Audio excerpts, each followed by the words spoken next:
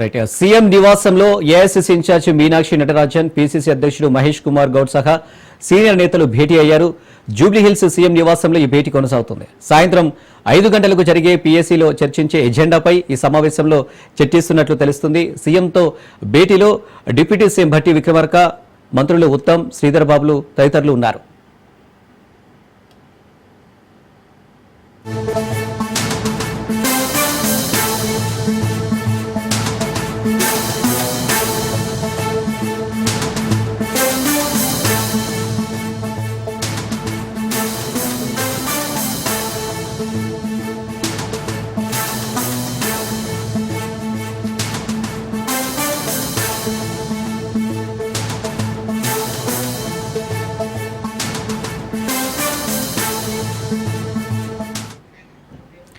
CM నివాసంలో senior నేతల భేటీకి సంబంధించి మరిన్ని డీటెయిల్స్ మా ప్రతినిధి రాజు అందిస్తారు. రాజు.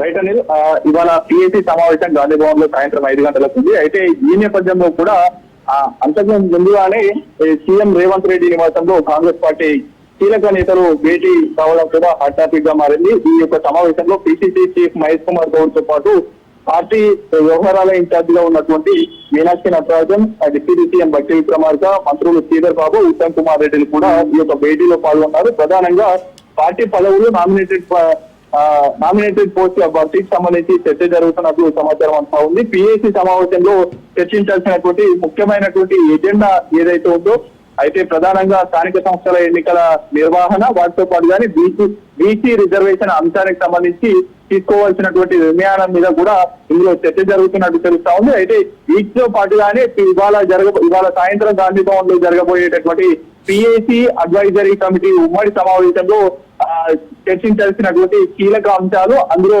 అవసరమైతే ఏవైనా కీలకంగా పార్టీ స్టాండ్ ను కూడా ప్రజలకు తెలియజేసే విధంగా ఏవైనా తీర్మానాలు పాస్ చేయాలా అనేటటువంటి అంశానికి సంబంధించి కూడా చర్చ జరుగుతా ఉంది. కొద్దిసేపు క్రితమే సీఎం రేవంత్ రెడ్డి నివాసం జూబ్లీహిల్స్ లో కూడా సీఎం రేవంత్ రెడ్డితో పాటు పార్టీకి సంబంధించినటువంటి TPCC chief Mahesh Kumar Goud, AICC వ్యవహారాల ఇన్ఛార్జ్ మీనాక్షి నటరాజన్, అదేవిధంగా ప్రభుత్వంలో కీలకంగా ఉన్నటువంటి డిప్యూటీ సీఎం, అదేవిధంగా ఉత్తమ్ కుమార్ రెడ్డి, శ్రీధర్ బాబులు భేటీ కావడం కూడా కొంత ప్రాధాన్యత సంతరించుకున్నారని అయితే చెప్పుకోవాలి అని. Right Raju, thank you.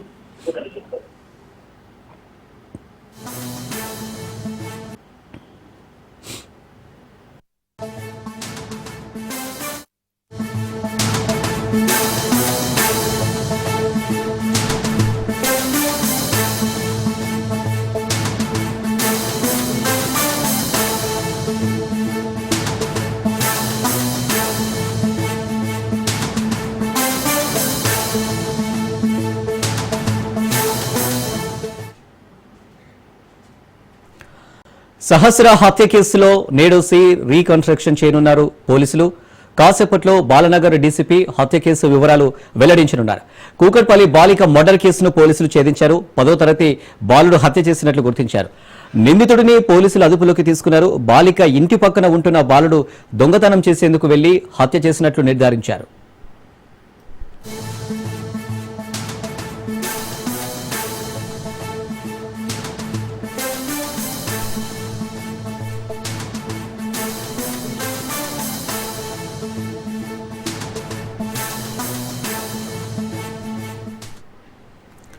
అయితే దొంగతనం ఎలా చేయాలో, ఎలా తప్పించుకోవాలో, ఎవరైనా అడ్డొస్తే ఎలా తప్పించుకోవాలో పక్కా ప్లాన్ చేసుకున్నాడు బాలుడు. ఇంట్లో దేవుడి దగ్గర హుండీ పగలగొట్టడానికి ప్రయత్నించాడు బాలుడు. ఇంట్లో చొరబడి 80,000 దొంగతనం చేశాడు. బాలుడిని బాలిక గమనించడంతో సహస్ర గొంతు కోశాడు. ఎట్టి పరిస్థితిలో బతకకూడదని కత్తితో విచ్చలవిడిగా దాడి చేశాడు. ప్లాన్ అంతా ఓ పేపర్పై రాసి పెట్టుకుని అమలు చేశాడు. ఇంగ్లీష్లో దొంగతనం గురించి రాసుకుని అమలు చేశాడు బాలుడు.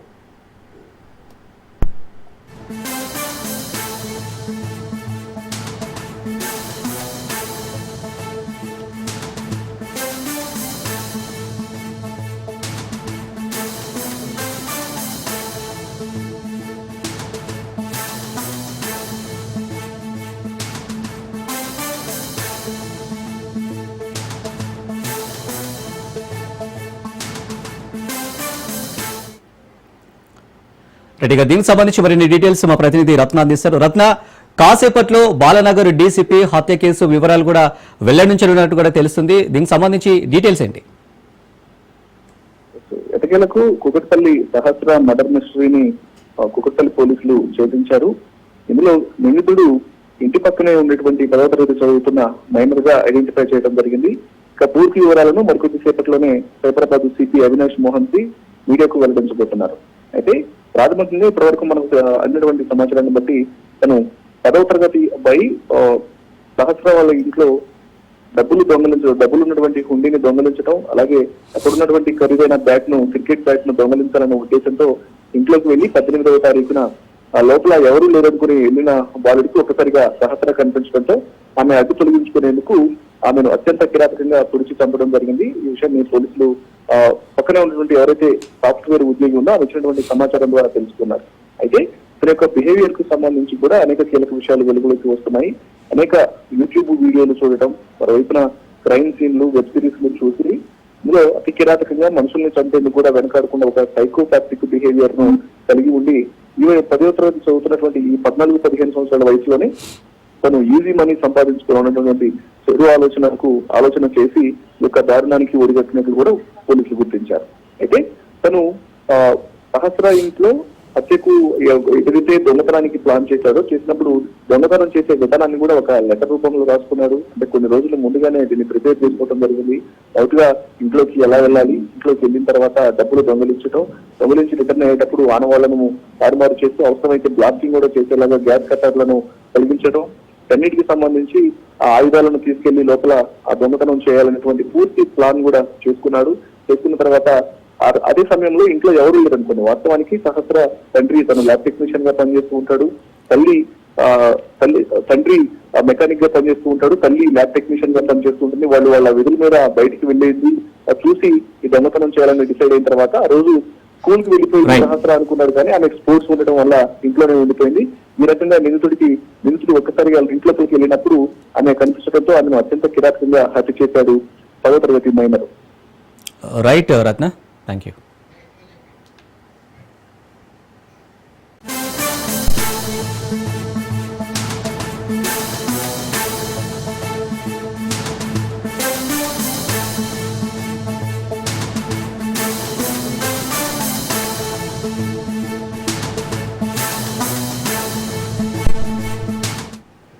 Breaking news. జయశంకర్ భూపాలపల్లి జిల్లా కేంద్రంలోని గాంధీనగర్లో అర్బన్ రెసిడెన్షియల్ పాఠశాలలో కలుషిత నీరు తాగి 13 మంది విద్యార్థులు అస్వస్థతకు గురయ్యారు. అస్వస్థతకు గురైన విద్యార్థులను స్థానిక 100 పడకల హాస్పిటల్లో చికిత్స అందిస్తున్నారు. కలుషిత నీరు తాగడం వల్లే పిల్లలు అస్వస్థతకు గురైనట్లుగా డాక్టర్లు తెలిపారు. ఈ ప్రభుత్వ హాస్టల్లో ఫుడ్ పాయిజన్ కావడం ఇది రెండోసారి. అసలు ప్రభుత్వ హాస్టల్లో పనిచేసిన సిబ్బంది కానీ అక్కడ పనిచేసిన ఉపాధ్యాయులు కానీ వీటిని పట్టించుకోవడం లేదు. విద్యార్థుల తల్లిదండ్రులు ప్రభుత్వ హాస్టల్లో మంచిగా రుచికరమైన భోజనం అందిస్తారనే నమ్మకంతో తమ పిల్లల్ని ఇక్కడికి పంపిస్తే ఎందుకు ఇలా నిర్లక్ష్యంగా వ్యవహరిస్తున్నారని తల్లిదండ్రులు ప్రశ్నిస్తున్నారు. అయితే ప్రిన్సిపల్ మీద కోపంతో సైన్స్ టీచర్ మంచినీళ్ల ట్యాంకులో పురుగుల మందు కలపడంతో ఈ ఘటన చోటు చేసుకుంది.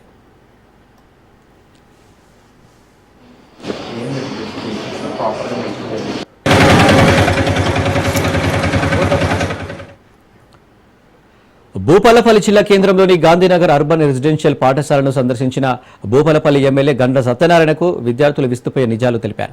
పాఠశాలకు చెందిన ఉపాధ్యాయుడు నీటిలో మోనో మందు కలపడంతో ఆ నీరు తాగి అస్వస్థతకు గురయ్యారని ఎమ్మెల్యేకు విద్యార్థులు తెలిపారు. అయితే గత కొన్ని రోజులుగా తమను నానా రకాలుగా ఉపాధ్యాయులు ఇబ్బందులకు గురి చేస్తున్నారని ఎమ్మెల్యే దృష్టికి తీసుకెళ్లారు. అర్బన్ రెసిడెన్షియల్ పాఠశాలలో 3 ఉపాధ్యాయుల మధ్య తరచూ గొడవలు జరుగుతున్నాయి. సంబంధిత ఉపాధ్యాయులపై శాఖపరమైన చర్యలకు ఎమ్మెల్యే గండ్ర ఆదేశించారు.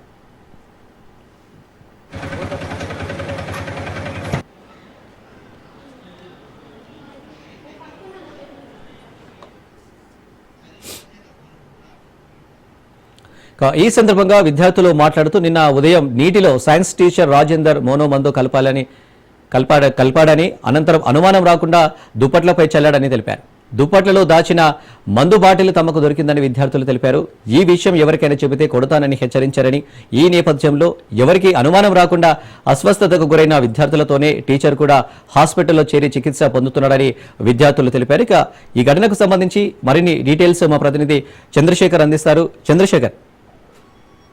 అని ఏదైతే భూపాలపల్లి జిల్లా కేంద్రంలోని అర్బన్ రెసిడెన్షియల్ పాఠశాలలో కలుషిత వాటర్ మంచినీరు తాగి 13 మంది విద్యార్థులు అయితే అస్వస్థకు గురయ్యారు. వాళ్ళని ప్రభుత్వ హాస్పిటల్ తరలించి ప్రస్తుతం చికిత్స అందిస్తున్న పరిస్థితి. ఇదే విషయం పై ఈ రోజు భూపాలపల్లి ఎమ్మెల్యే గండ్ర సత్యనారాయణ భూపాలపల్లి జిల్లా కలెక్టర్ ఎస్పీతో అటు రెసిడెన్షియల్ పాఠశాలని విజిట్ చేయడం జరిగింది.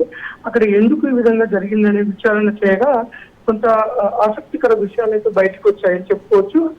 విద్యార్థులకు నేర్పాల్సిన ఒక ఉపాధ్యాయులు వారి మధ్య ఉన్న గొడవలను ఉపయోగించుకొని విద్యార్థులు అవంశుభం తెలియని విద్యార్థుల ప్రాణాలను సైతం ఇబ్బందికి కలిగే విధంగా అయితే వ్యవహరించిన తీరైతే చాలా విస్మయానికి గురి చేసిందని చెప్పుకోవచ్చు. ఎవరైతే సైన్స్ టీచర్ రాజేందర్ ఉన్నాడో తను ప్రిన్సిపల్ పైన ఉన్న కోపంతో ప్రిన్సిపల్ కి చెడ్డ పేరు తీసుకురావాలనే విషయంలో తను విద్యార్థులు మంచినీళ్ళు తాగే వాటర్ ట్యాంక్ లో మోనో అనే ఒక క్రిమి సంహారక మందును కలపడం జరిగింది. ఆ వాటర్ తాగిన విద్యార్థులు అస్వస్థకు గురవ్వటం, వారిని వైద్య సేవ అందించడం. ఈ విషయంలో ఎలాగైనా ఏం జరిగిందో తెలుసుకోవాలని వెళ్ళిన భూపాలపల్లి ఎమ్మెల్యే గండ్ర సత్యనారాయణ తెలుసుకున్న విషయాలపై చాలా ఆశ్చర్యం కలిగిందని చెప్పారు. ఇలాంటి ఉపాధ్యాయులని కఠినంగా శిక్షించాలి, వారిపైన శాఖాపరమైన చర్యలు తీసుకుంటాము. టీచర్లు వారి మధ్య ఉన్న చిన్న చిన్న గొడవల విషయంలో ఇలాంటి విద్యార్థుల జీవితాలను పణంగా పెట్టడం అంటే ఇది చాలా అవమానమైన సంఘటన. ఇలాంటి చర్యలు ఒక టీచర్ పాల్గొనకూడదు. ఒక విద్యార్థులు చెప్పి మంచి గురుతర బాధ్యతలతో మంచి సంస్కారం విద్యార్థులకు నేర్పాల్సిన ఒక ఉపాధ్యాయుడు తన విద్య చేయాల్సిన పని మర్చిపోయి ఒక మూర్ఖులాగా వ్యవహరించి ఇట్లా విద్యార్థుల ప్రాణాలకి ఆటంకం కలిగించే విధంగా చేసిన సంఘటనపై చర్యలు కఠినంగా తీసుకుంటాం. ఎవరైతే టీచర్లు ఈ విధంగా 3 టీచర్లు ఉన్నారో వారిపైన శాఖాపరమైన చర్యలు తీసుకోవడం కాకుండా ఈ రాజేందర్ పైన కూడా చట్ట ప్రకారం కఠిన చర్యలు తీసుకుంటాము. ఇలాంటి వాటిని ఉపేక్షించమని చెప్పేసి జిల్లా ఎమ్మెల్యే అయితే మన భూపాలపల్లి ఎమ్మెల్యే గండ్ర సత్యనారాయణ తెలిపారని. Right Chandrasekhar, thank you.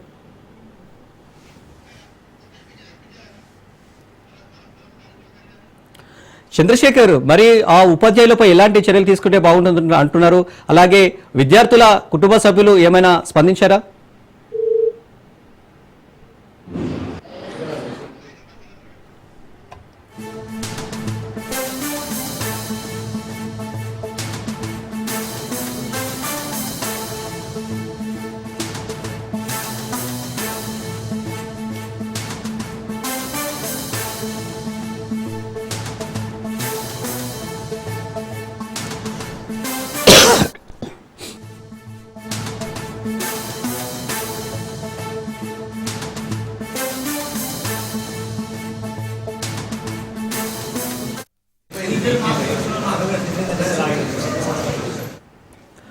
Jayashankar Bhupalpally జిల్లా కేంద్రంలోని గాంధీనగర్లో అర్బన్ రెసిడెన్షియల్ పాఠశాలలో కలుషిత నీరు తాగి 13 మంది విద్యార్థులు అస్వస్థతకు గురయ్యారు. అస్వస్థతకు గురైన విద్యార్థులను స్థానిక 100 పడకల హాస్పిటల్లో చికిత్స అందిస్తున్నారు.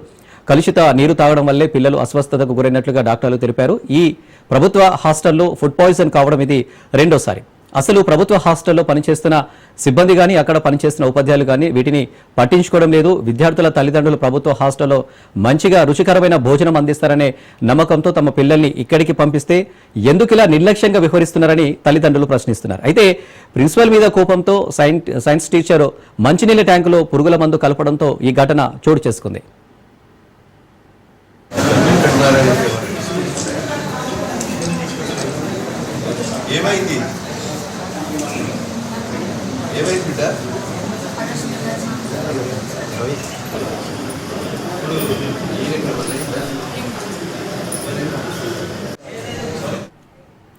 రైట్, ఇక దీనిపై మరిన్ని డీటెయిల్స్ మా ప్రతినిధి చంద్రశేఖర్ అందించారు. చంద్రశేఖర్, ఈ ఉపాధ్యాయులు దీనికి పాల్పడినట్టు కూడా తెలుస్తుంది. ఉపాధ్యాయులపై ఎలాంటి చర్యలు తీసుకుంటే బాగుంటుంది అంటున్నారు? అలాగే విద్యార్థుల కుటుంబ సభ్యులు ఏమైనా చెప్తున్నారా? ఎలాంటి స్పందన ఇస్తున్నారు వాళ్ళు?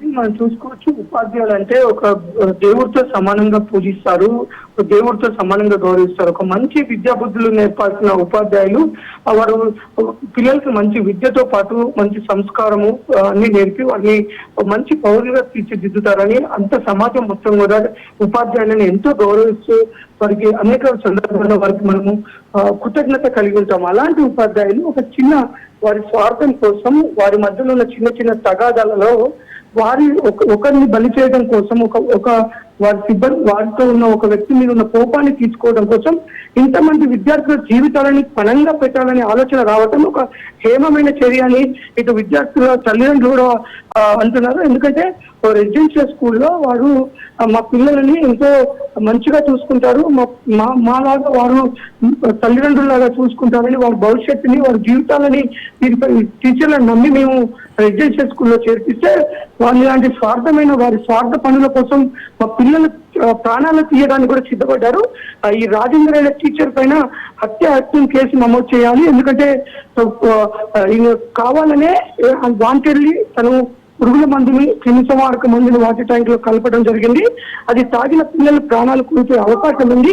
కాబట్టి ప్రభుత్వం చాలా సీరియస్ గా తీసుకోవాలి, కఠినమైన చర్యలు. ఎందుకంటే అది హత్యాయత్నం కేసు నమోదు చేసి ఆ టీచర్ని అవసరమైతే విధుల నుంచి సస్పెండ్ చేయాలంటే విధుల నుంచి తనని పూర్తిగా తొలగించి తనని చట్ట ప్రకారం జైలుకు పంపించాలని చెప్పేసి ఇంకెప్పుడు ఇలాంటి జరగకుండా టీచర్లు పిల్లలని వారి పిల్లల్ని ఎంతో బాగా చూసుకోవాలి. తల్లిదండ్రుల తర్వాత రెసిడెన్షియల్ పిల్లల్ని రెసిడెన్షియల్ స్కూల్లో ఉన్న పిల్లల్ని తల్లిదండ్రుల తర్వాత వారే పూర్తిగా చూసుకోవాల్సిన బాధ్యత ఉన్న టీచర్లు ఇలాంటి ఏమమైన చర్యకు పాల్పడుకోవడం ఇది చాలా జుగుత్సాకరమైన చర్య. ఇలాంటి క్రిమినల్ మైండ్ ఉన్న టీచర్ల పైన కఠినంగా చర్యలు తీసుకోవాలని ఈ తల్లిదండ్రులు అయితే కోరుకుంటున్నారు. కానీ ఇటు రాష్ట్ర ప్రభుత్వం అయితే ఇటు రెసిడెన్షియల్ పాఠశాలలు కానీ గురుకుల పాఠశాలలో నాణ్యమైన విద్య అందించాలి, నాణ్యమైన పౌష్టికరమైన ఆహారాన్ని అందించాలని ప్రభుత్వం ఒక పక్క మెస్ బిల్లులు కూడా పెంచి మంచి విద్యతో పాటు మంచి ఆహారాన్ని అందించాలని ఇంత ముందుకు వెళ్తున్న ప్రభుత్వానికి ఇలాంటి టీచర్లు అక్కడ ఉన్న స్కూల్లో ఉన్న కొంత ఆధిపత్య పోరు కానీ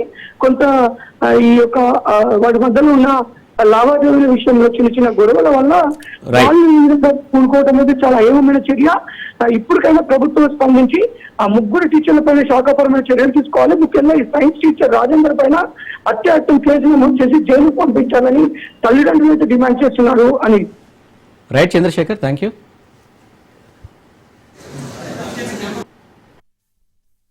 ఈరోజు ఈ రాష్ట్ర ప్రభుత్వం మీ ఛార్జీలు పెంచి కాస్మెటిక్ ఛార్జీలు పెంచి ప్రత్యేకమైన దృష్టి కలెక్టర్లు ఒక్కొక్క హాస్టల్ ఒక స్పెషల్ ఆఫీసర్ వేసి పిల్లల చదువులు హాస్టల్లో ఉన్నటువంటి హీట్ వాటర్ గానీ అదే విధంగా వాటర్ ప్లాంట్ గానీ డోర్స్ విండోస్ ఫ్లోరింగ్ ఇంకా ఎన్ని సమస్యలున్నా తక్షణమే తీర్చే విధంగా జిల్లాలో మరి చర్యలు కూడా తీసుకోవడం జరుగుతుంది, నడిపిస్తున్నారు. ఎందుకు జరుగుతుంది ఇది పునరావృతం కాకుండా చర్యలు కూడా తీసుకోవడం జరుగుతుంది. ఇలాంటి సంఘటనలు జరిగాయి. ఇది పిల్లలతోని మరి చెలగాటమాడడం సరైనటువంటి విధానం కాదు. వీళ్ళ మీద కఠినమైన చర్యలు కూడా ఉంటాయి. కలెక్టర్లతో ఎస్పీలతో వీడియో కాన్ఫరెన్స్ ద్వారా ప్రతి హాస్టల్ కూడా ఒక నోడల్ అధికారిని వేసి మరి వాళ్ళ సూపర్వైజర్ వాళ్ళ సమక్షంలో మరి హాస్టల్ను గాని వాళ్ళ వసతులను గాని తప్పకుండా చేయడం జరుగుతున్నది. అది డిఈఓ గాని ఎంఈఓలు కూడా చూసుకుంటున్నారు. ఎంతటి స్థాయి అధికారైనా కింది నుంచి డిఈఓ వరకైనా ఎవరి తప్పు జరిగినా ఎవరి లోపమున్నా చర్యలు ఈ ప్రభుత్వం తీసుకుంటది, ఎవరిని కూడా ఉపేక్షించదు.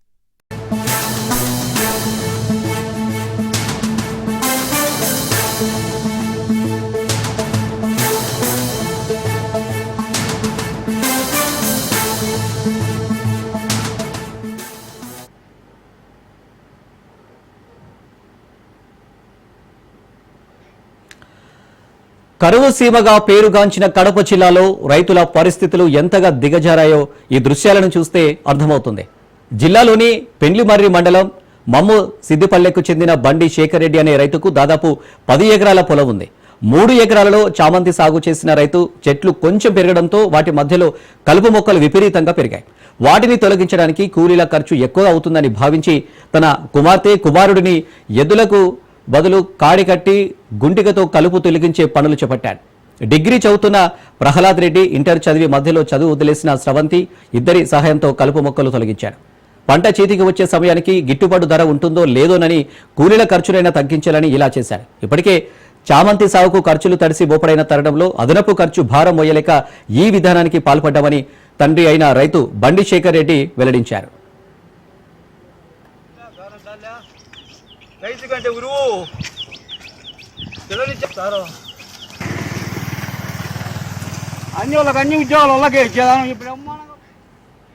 రైట్గా దీనికి సంబంధించి మరిన్ని డీటెయిల్స్ మా ప్రతినిధి హుసేన్ అందిస్తారు.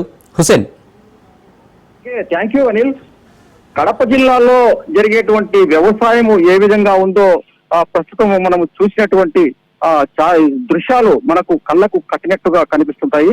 ఇక్కడ అంటే రాయలసీమ జిల్లాలో దాదాపుగా కేవలం అంటే తీవ్రమైనటువంటి వర్షాభావ పరిస్థితులు ఎప్పటికీ నెలకొనే ఉంటాయి.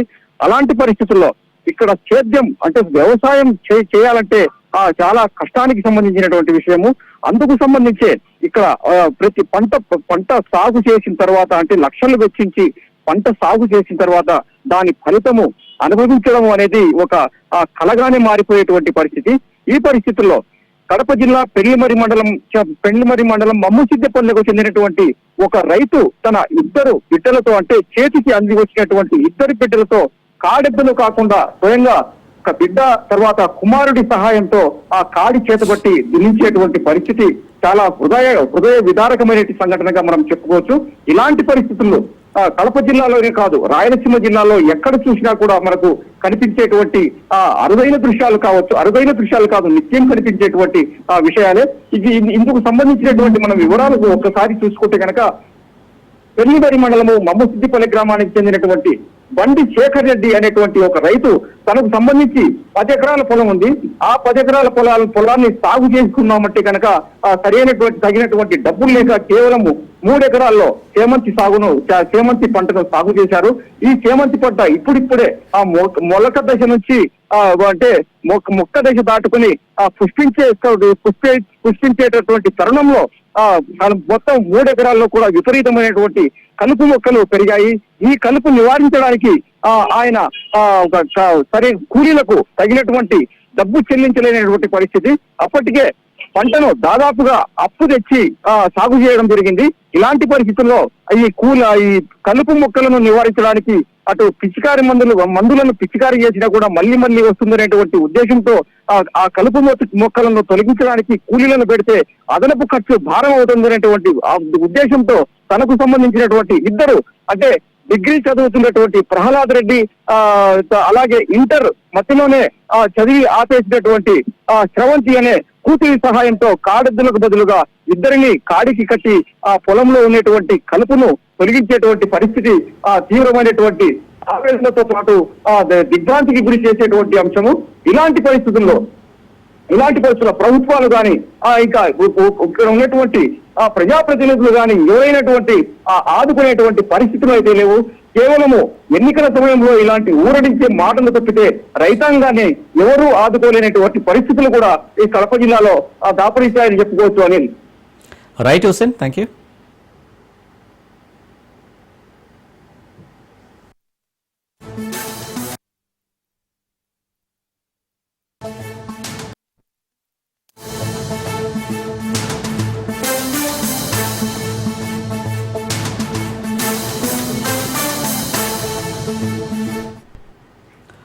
విజయవాడలోని కనకదుర్గ నగర్ దగ్గర పార్కింగ్ స్థలం కోసం కూటమి పార్టీల నేతలు గొడవపడ్డారు.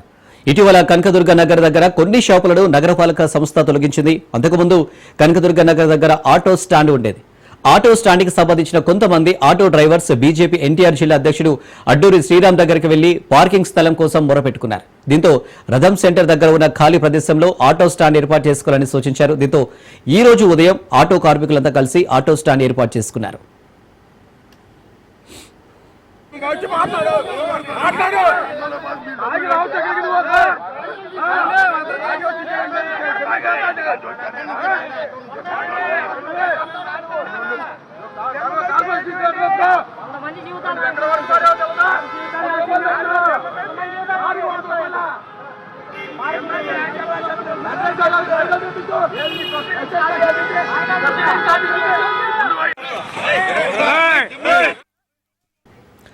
ఆటో స్టాండ్ దగ్గర ఒక దిమ్మెను ఏర్పాటు చేసుకుని దాని ఓపెనింగ్ కి బీజేపీ ఎన్టీఆర్ జిల్లా అధ్యక్షుడు అడ్డూరి శ్రీరామ్ ని ఆహ్వానించారు. అయితే ఆటో స్టాండ్ ఏర్పాటు చేసిన ప్రాంతంలో టీడీపీకి చెందిన మైలవరపు వీరబాబు నగరపాలక సంస్థకు డబ్బులు చెల్లించి పార్కింగ్ రుసుము వసూలు చేస్తున్నారు.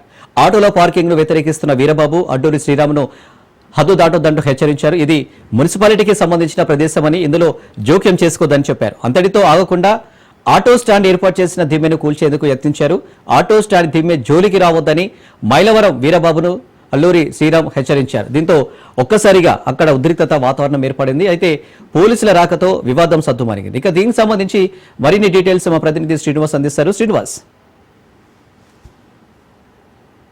విజయవాడ గోల్డ్ సిటీలో ఉన్నటువంటి రథం సెంటర్ ఏరియాలో ఈ ఘటన ఉదయం వెలుగు చూసింది. అయితే దీనికి సంబంధించిన వివరాలు చూసినట్లయితే ఇది చాలా దుర్గగుడి కింద ఇంద్రకీలాద్రి దిగున ఉన్నటువంటి ప్రాంతం. ఇది కనకదుర్గ నగర్ ఈ ప్రాంతం పేరు. అయితే నిత్యం జనం ఇక్కడ తెలిసిపోతున్న దుర్గమ్మ కోసం దర్శనం కోసం వచ్చేటువంటి భక్తులు ఇక్కడికి నిత్యం వస్తూ ఉంటారు. అయితే ఈ నేపథ్యంలో ఈ ఏరియా కూడా ఫుల్ రద్దీగా ట్రాఫిక్ తో కూడుకున్నటువంటి ఏరియా. ఈ ఏరియాలో ఇప్పటికే మైలవరపు వీరబాబు అనే వ్యక్తి ఇప్పటికే కాంట్రాక్ట్ నడుపుతూ ఉన్నాడు.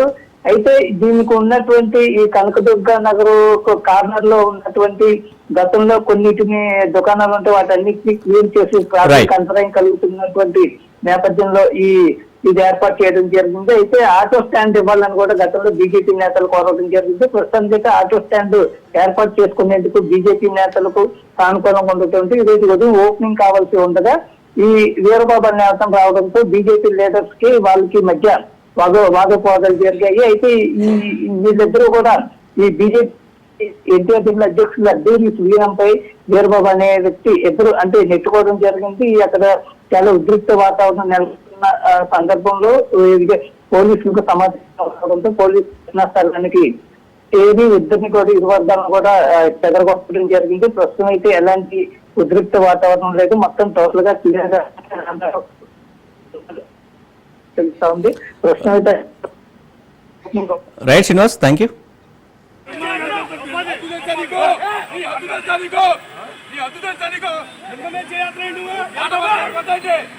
మర్యాద